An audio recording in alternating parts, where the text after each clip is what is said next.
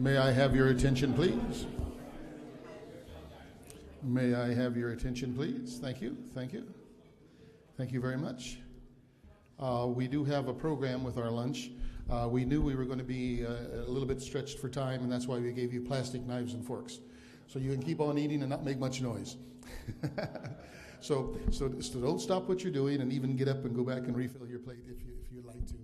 But we need to get on with our program so we can get back on time with our next panel back in the auditorium.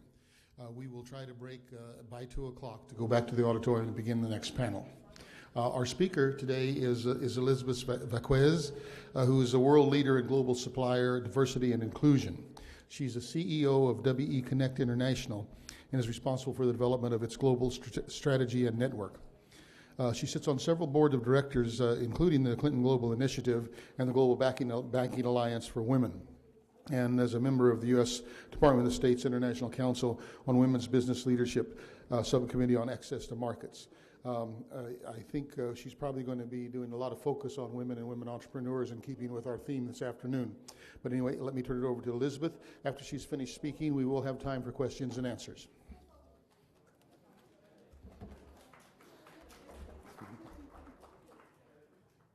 Thank you, Steve, and thank you to the AGOA Civil Society Network. I think it's really, really important that you continue to come together to share best practices and understandings, what's working, what's not, in terms of trade relations between Africa and the United States. I know that a lot of you are here because you are absolute leaders in the world, in your regions, in your countries, and it's really an honor to get to be a part of this conversation. While I'll be the first to admit Africa is not my area of expertise, the good news is you do have a panel after this whose expertise is Africa and women business owners in Africa, and I'm really looking to hearing about their experiences. I think the reason I was asked to come is because I work with a network that represents US $700 billion in annual purchasing power. These corporations want to buy from women-owned businesses. Right now, out of the $700 billion they spend, they probably spend about 1% of that on women-owned businesses. So it's not that they're trying to not buy from men. They're doing a great job of buying from men-owned businesses. But women-owned businesses are not getting into these larger value chains. They're not competing for these larger contract opportunities. And I think there's a huge opportunity to get these women involved in trade relations and in showing what can be done as business leaders, as owners of businesses. And I think unless and until we have more women owning assets and the means of production and land, we're not really going to see economic development and prosperity for all of our people. And so I think this is an important conversation to have the demand side coming to the table saying that they want to buy and invest in women-owned businesses because of the way women reinvest in their communities. Statistically, women spend about 90% of their income on their families and their communities. Men spend less than half of that. So if we're looking for a channel to invest in our communities in ways to make sure that our communities are healthy and prosperous, we cannot leave the women out of economic development and out of trade relationships.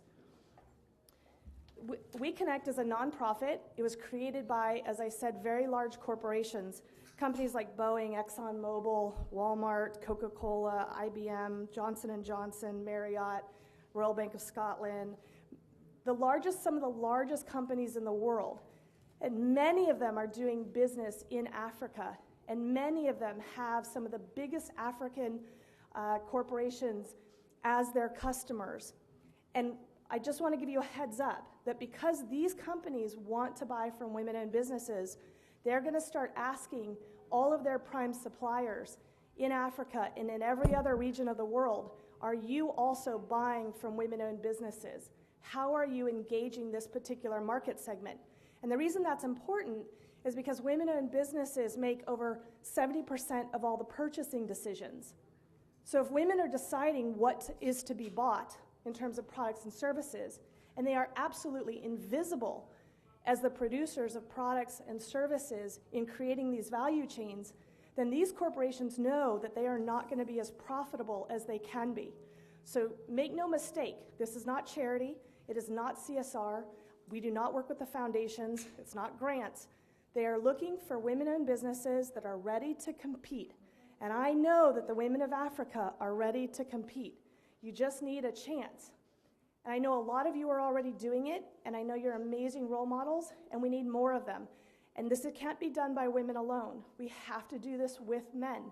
We have to learn from each other, teach each other, share what innovations, share what insights we have about shifts in the markets, what's missing in the markets in terms of what we all need, in terms of sustainable products and services, in terms of sustainable business models that make sense, and those that are fit for purpose to meet the challenges of the future. So I think there's a huge, huge opportunity here with the panel that's coming up to start having a more in-depth conversation about how exactly do we get these women into these value chains and competing.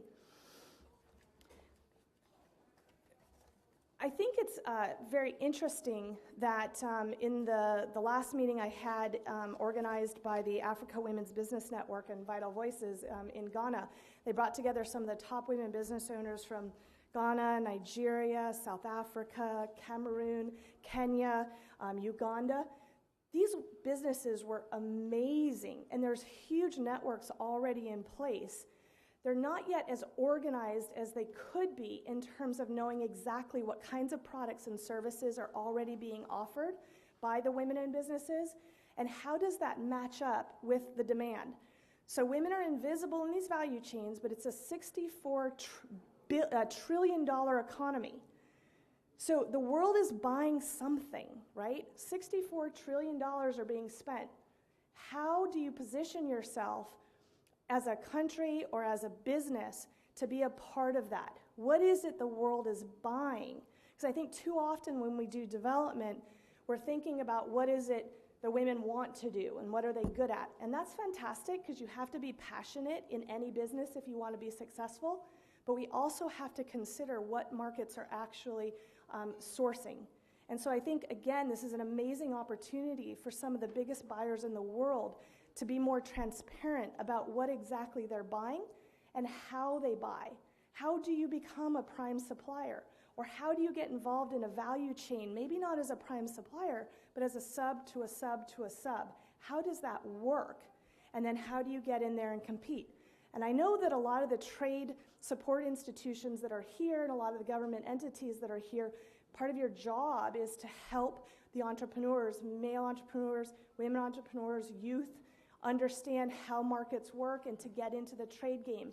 And there's huge risks, but there's also huge opportunities. Businesses that are involved in trade, I think you all know, grow faster. They're statistically more successful than those that stay local and don't try to get involved in trade. So I think that the work that you're doing is extremely exciting and important, and I do hope that our organization can find some partnership opportunities. We're right now in about the countries that represent about 40% of the world's population: Europe, North America, Latin America, India, China, Australia. We're not yet in Africa, but I can tell you that some of the companies we work with, just as an example with Walmart's acquisition in South Africa that's going to lead to several other countries, they are on the ground looking for these women entrepreneurs right now. In addition, just another example, I sit on the board of the Global Banking Alliance for Women. So these are banks that have special programs and initiatives just for women-owned businesses and for women. So this is bankable, growth-oriented women-owned businesses. It's a perfect subsegment for the corporations that are looking to find competitive businesses that are ready to grow if they have access to these contracts. So just as an example, we had one of our members, ExxonMobil, call me not too long ago saying they had some local content issues in Nigeria. Are there any women-owned businesses in Nigeria that are in the energy sector that could support their local content needs? So I asked Access Bank in Nigeria, could you send me a short list of at least a few businesses that I could show to ExxonMobil to prove that there are women ready to compete? And within a week, they sent me a list of over 30. And they said all of these are in the energy sector. And they said, so what exactly are the products and services they're looking for, not just within the energy sector? So we got that list, and it turns out that they found another 30 that could actually meet those exact criteria. and are ready to compete for those contracts.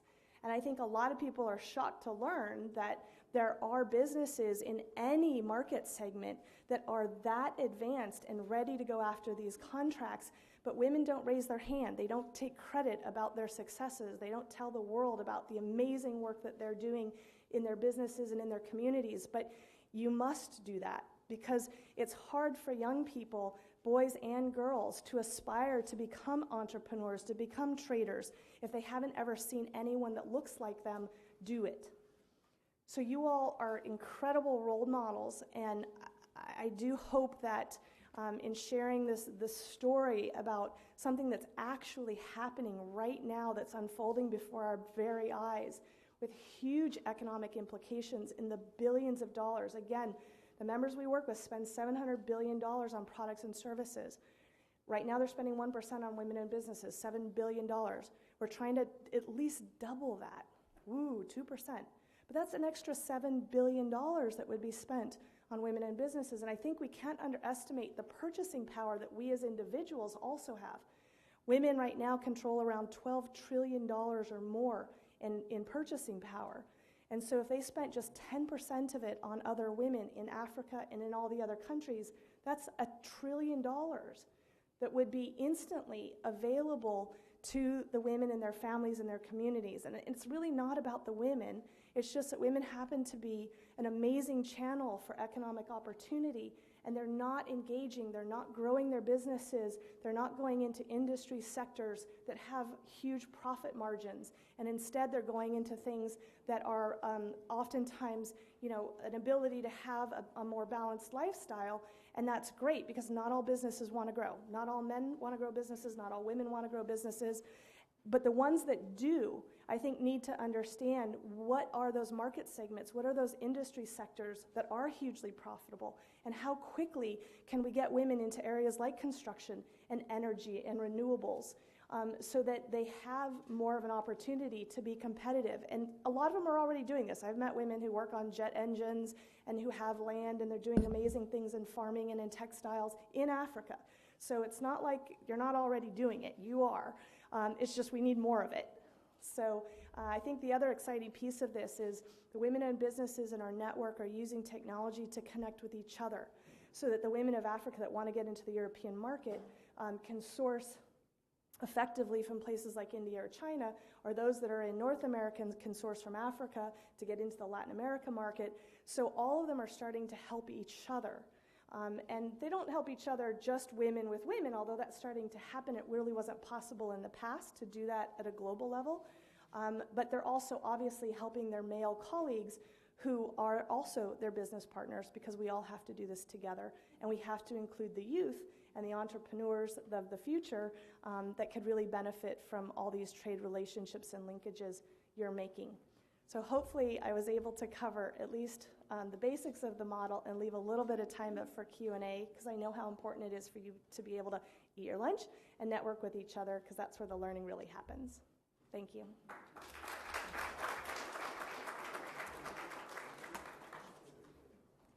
Thank you very much, Elizabeth. If you had more to say than that, you would have run out of breath. That was wonderful. We are ready for some questions now. I think probably one of the things is everyone in this room is probably going to want to give her your card, because I think this is a good connection for you. But anyway, we'll take questions. Raise your hand. Here we go, right here. Wait for the microphone, if we can get the microphone working. Right here. Hello. Now, are you with WBE? You say women-owned businesses. I wasn't sure. I missed the beginning of your speech. Sorry about that. That's okay. Are you it's with called the it's called We Connect, Women's Enterprise Connect, and it's a nonprofit. It's based out of the U.S., but none of our work is actually in the United States. And it was actually created by these corporations that I'm talking about, so it's very different from a typical NGO. I'm the only non-corporate executive on a board of directors of 15, so it's everyone that's totally committed to buying from women in businesses. Okay, I'm sorry. The reason I had asked was because I'm a women business enterprise, so I wasn't sure whether you were with that organization or it's just, okay. Thank you. All right. Next.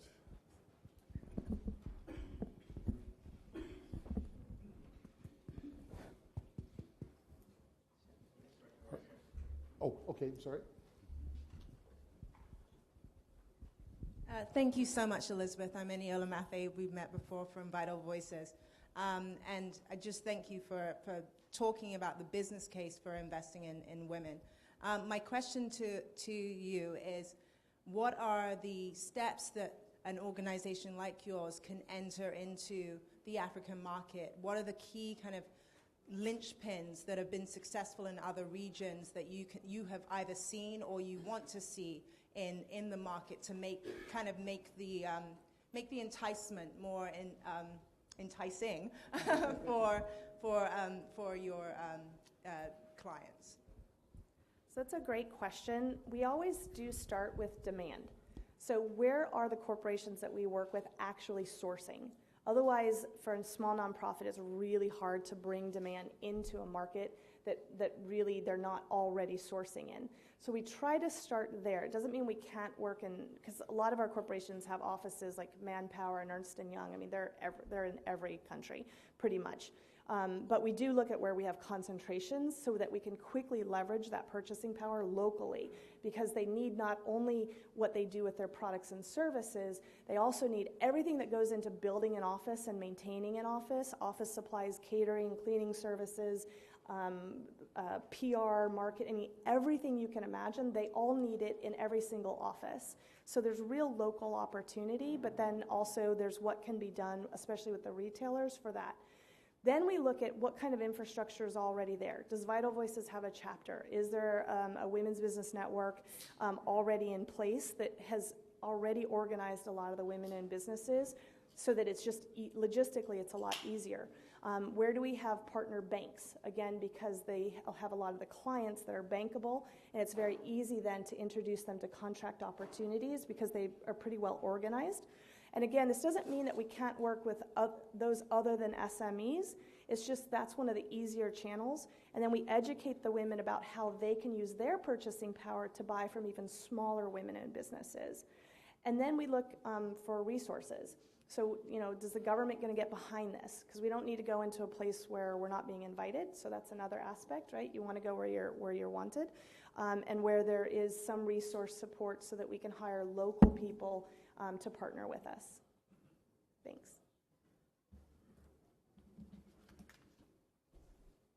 Do I see another hand? Am I missing anyone? Right back here. Mm-hmm. I just have one quick question. I just wanted to find out whether these large corporations have any programs that cater to the capacity building of women so that they can become better distributors and suppliers of those services that they're requesting at this point in time. So that's a great question. They have fantastic programs in the United States for mentoring and supplier development. They have very little available outside of the United States, but they know that it's critical. They know that in the world of tomorrow, it's all about traceability and accountability, and they have to know what's happening all along their value chain because they're starting to be held accountable for what happens everywhere from where the products and services come from where they source. And so it's more and more a critical aspect to develop the capacity of the entire value chain to be in lockstep with whatever their requirements are and develop the capacity to meet those kinds of requirements. And so it's coming. I wish it was more in place, but it's not.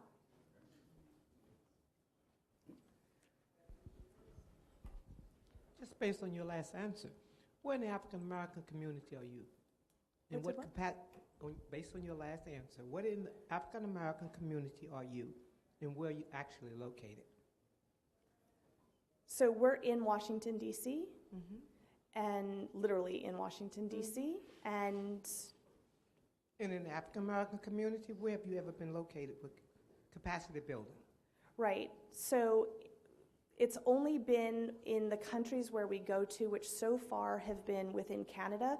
And it's not the U.S. We don't do work in the United States. So in terms of African American, we are not working in the United States. What did you just say? I thought you, okay, we're not going to debate it, but I thought you just said you worked out of the United States. Yes. And so if you work out of the United States, and I'm saying to you, where's the capacity building out of the United States where you work in the African American community? Right.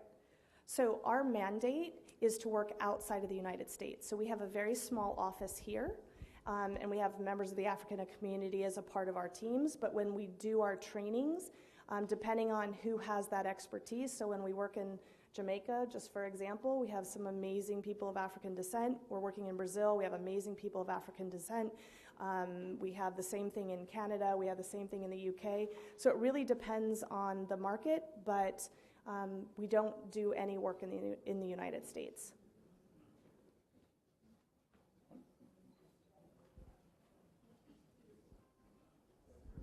Hi. What industry do you focus on, and what are your immediate needs? What are you looking to work on? Like, what are you working on right now? What would you like to work on?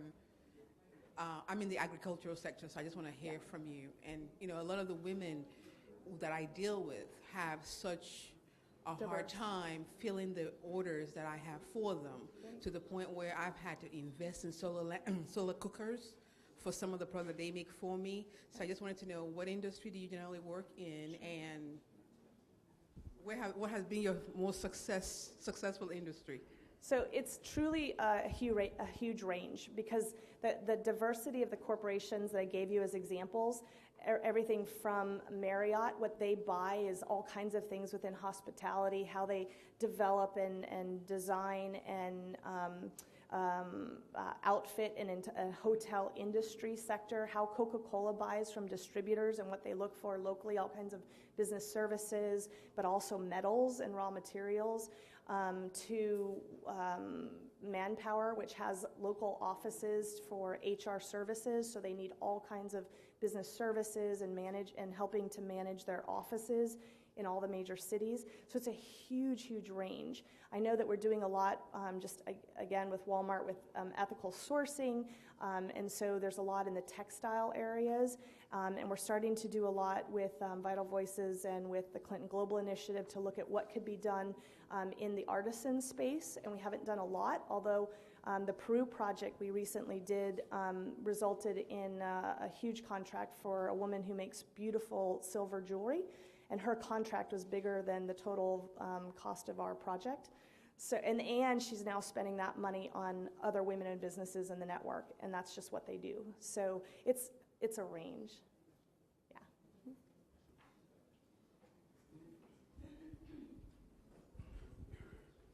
My name is Zora Baraka. I come from Kenya.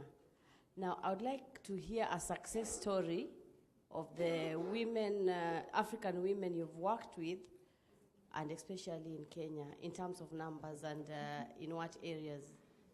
So I'm here to learn. We have not yet gone into Africa.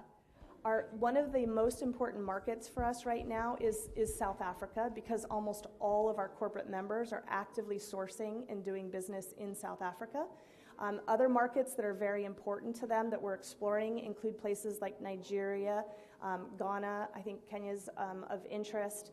And then there are certain kinds of projects in places like Rwanda where there's a great infrastructure in support of women's economic empowerment, where we can help with getting them market access with some of the organizations we work with. So right now it's all exploratory. I'd like us to be in certain countries in Africa within the next 6 months.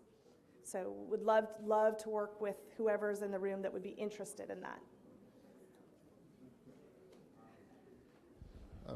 I'm trying to relay a question here asked in French. So it's Merci. First, they want to know if you're working in somewhere in French-speaking countries. Second is, what are you dealing with? That already finished products? It's like raw products. What exactly would be the sample of products that you're talking about? So those are great questions. So far, and if you can speak in French, they will love your response. Je ne parle-vous français. I'm so sorry. I'm lucky if I say merci beaucoup. So I'm sorry. In terms of French-speaking countries, we're already in the process of looking at France itself. We're in Germany, we're in the UK, we're in Turkey, we're in parts of Eastern Europe. So it's very exploratory right now. Having said that, in terms of raw materials, a lot of the companies we work with are looking at basic raw things, everything from basic minerals that go into some of the things like cans, right? So for Coca-Cola, we're looking at basic metals. For some of we work with a lot of technology companies, and there's basic kinds of, again, metals and things that they use in creating those rubbers, those kinds of things that they source directly. So it really depends. In the energy sector, they're looking at, materials and oil and gas and all of those things. So there are definitely some base elements that are sourced directly by the companies we work with, but it depends on the company. And then tons of business services, and that's where women tend to be, are in services. And so it's services around those industry sectors where I think there's huge potential. All right, well, join me in thanking Elizabeth. We're going to have to bring it to a close.